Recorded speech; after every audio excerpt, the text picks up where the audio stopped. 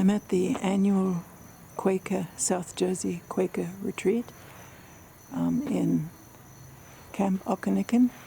I'm staying in that cabin there, number 22.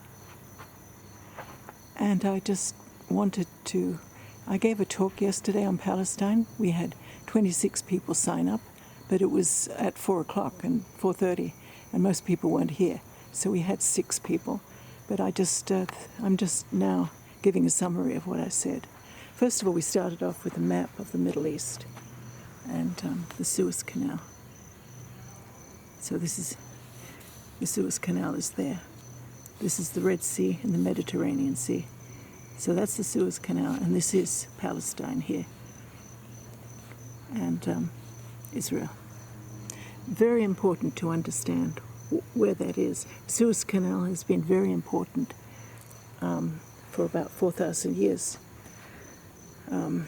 When a canal was hacked through to join the Mediterranean Sea with the Red Sea, and subsequent people filled it back in. Since October of 2023, Madres Contra La Guerra, with the founder and Dr. Sonia Santiago Hernandez, who's seen there with her son and grandchildren. There's a weekly rally in Ato Rey, which is the business district of Puerto Rico, outside the Israeli consulate, and that's been going on since October of 2023. Now here are just some pictures I've drawn.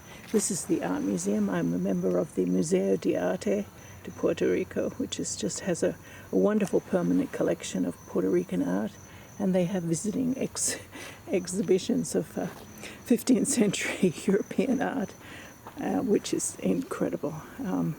I've seen a Goya, I've seen a Dura, and a whole lot of people that you've actually heard of. Because the governor of Puerto Rico, Luis Ferre, who lived to be about 103, after the Second World War, he had a whole lot of money. He had a construction business in Puerto Rico, and he went to Europe and bought up all these old masters and built a magnificent museum in Ponce. Now, Ponce Museum has been closed since it was badly damaged by an earthquake, but they lend out paintings. And Museo de Arte de Puerto Rico has exhibits there about every 6 months, and it's just stunning. This is close to my place in Puerto Rico. There was a beautiful full moon shining on the water, and that's it. I drew it. These signs are all signs I've made for the weekly rally at Fridays at Fettermans, which is every Friday from 11:15 to 12:15 outside the U.S. Customs House on 2nd and Chestnut in Philadelphia. And also, of course, these signs are also ones that I use for awareness of Puerto Rico, because Puerto Rico very much stands in solidarity with Palestine, because Puerto Rico is also a colony, and we're a colony of the United States, and the United States has treated Puerto Rico extremely badly and continues to. So we have all these signs. Oh, and Amnesty International was sitting outside on Independence Mall every Tuesday from 4 to 5 or 5 to 6 depending, and we were just sitting there drawing, and one of us works for an animal rights organization, so that's what this is about. And we made a video of a talk from an animal rights activist, which is on my YouTube channel, Dr. S.J. Dodgson. Now this is interesting. I always voted Democratic, and there were so many people saying, "Oh, we can't vote the lesser of two evils," so they just sat it out, or they voted for the feeling. Now, what people haven't realized is that Palestine was a wedge issue, like abortion, designed to break off the Democratic vote.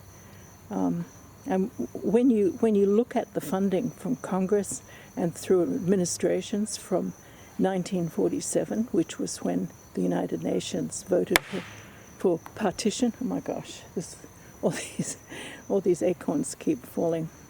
So since 1947, the United States has just been pouring money into Israel, and that has not stopped.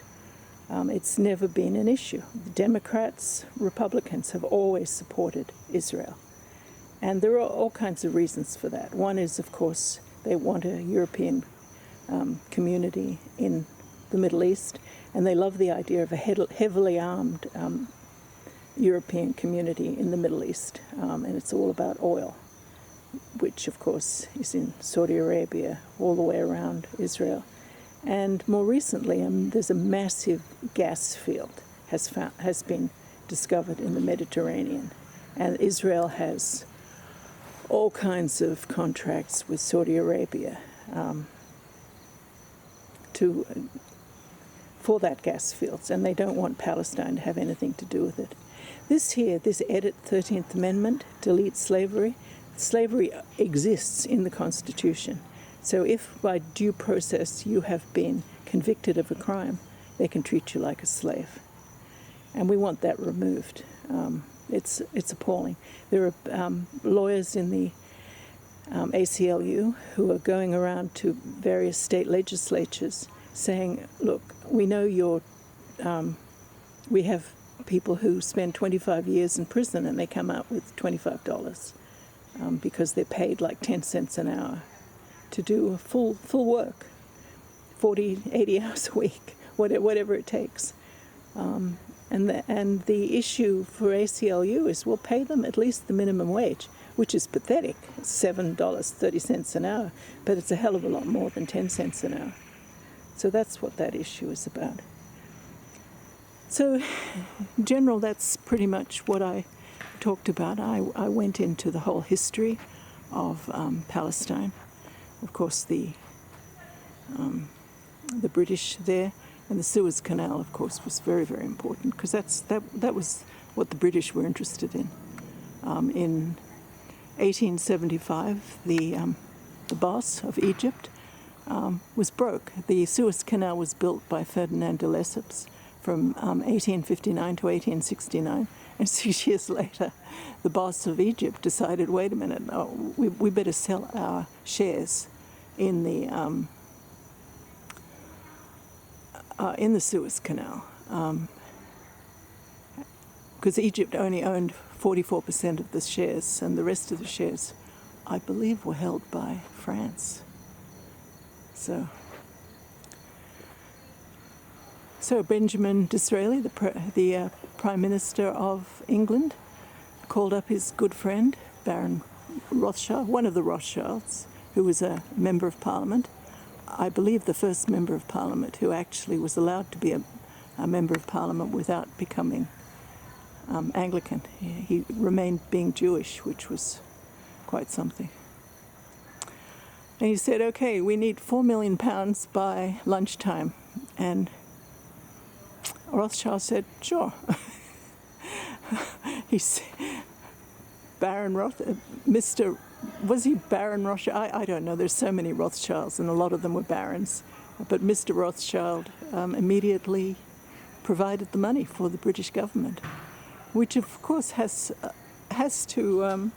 gone a long way towards British support for Israel. You can imagine.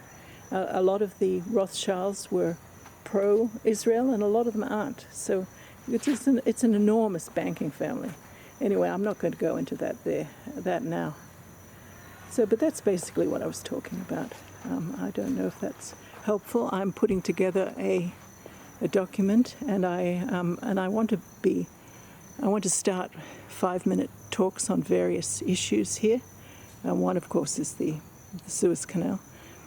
Another is partition. Another is what happened when Israel was declared. Another is who are the people that supported the Israel as a state.